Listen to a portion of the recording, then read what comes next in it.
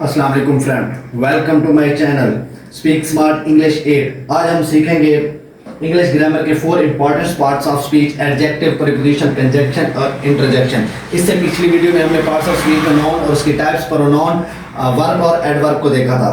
आज हम बात करते हैं, सो लेट्स स्टार्ट। सबसे पहले हम देखते हैं एडजेक्टिव को। एडजेक्टिव मेरे पास क्या होता है? एडजेक्टिव होता है to qualify the meaning of noun और pronoun, those who add something to it. ये क्या करता है एडजेक्टिव? ये नाउन और प्रोनाउन के मीनिंग को क्या करता है? उसमें कुछ ना कुछ ऐड करता है, उसको मजीद उसमें क्या कर देता है? ऐड कर देता है चीज। जैसे दिस इज अ कार, अगर मैं इसी सेंटेंस को देखूं तो इसे मैं लिख सकता हूं this is a beautiful car, a beautiful flower. अब यहाँ पे कार था, इसमें तो एडजेक्टिव कहीं शो नहीं हो रहा, लेकिन जब मैंने ब्यूटीफुल लगाया तो वो मेरे पास उसने क्या बढ़ा दिया? उसकी सिफत, खूबसूरत बता दी कि खूबसूरत गाड़ी है। जैसे ब्यूटीफुल फ्लावर, ब्रेव गर्ल, ये मेरे पास क्या है? सारे के सारे एडजेक्टिव है। सिंपल कहूँ तो ये किसी चीज की क्वालिटी या खसूसियात बताता है। एडजेक्टिव क्या करता है? किसी चीज की खसूसियात बताता है या उसकी क्वालिटीज बताता है। अब हम बात करते हैं प्रीपोजिशन की। प्रीपोजिशन क्या होता है? That use between noun and pronoun. ये नाउन और प्रोनाउन के दरमियान इस्तेमाल होता है। इन, ऑन, एट, ये मेरे पास 3 प्रीपोजिशन है। अब मैंने यहाँ पे एक एग्जांपल लिखी है, this book is on the table. अब ऑन द टेबल है, ये क्या हुआ? प्रीपोजिशन यूज हुआ है ना।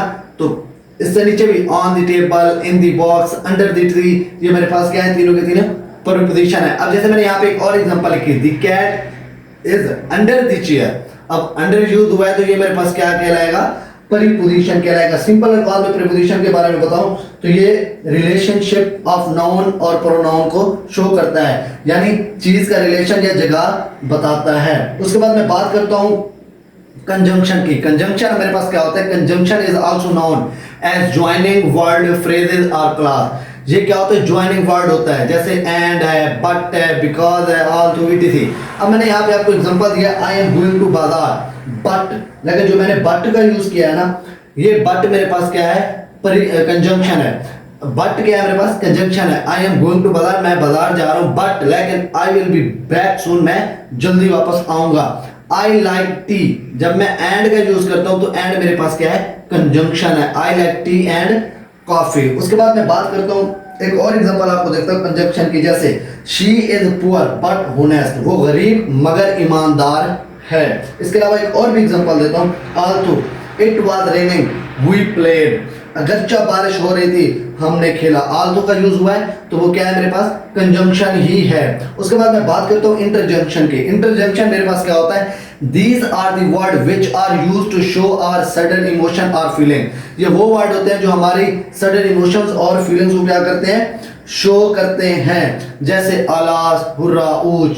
मैं अब यहाँ पे आपको सिंपल वे से बताऊं तो सिंपल वे में ये है कि हमारे पास जो इंटरजेक्शन है ये एक्सप्रेस करते हैं स्ट्रॉन्ग फीलिंग और सडन इमोशन को, यानी अचानक जज्बात का इजहार।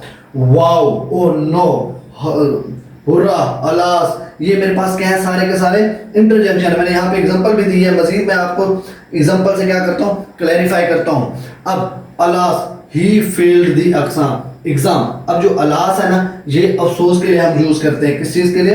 अफसोस के लिए। वो क्या हुआ? इम्तिहान में फेल हो गया। ओह नो, ओह नो यानी अचानक याद आ जाना। आई फॉरगेट माई कीज, ओह नहीं मेरी चाबियां रह गई। तो ये क्या थे? हमारे पास इंटरजेक्शन थे। अब हमने आज पार्ट्स ऑफ स्पीच में क्या देखा?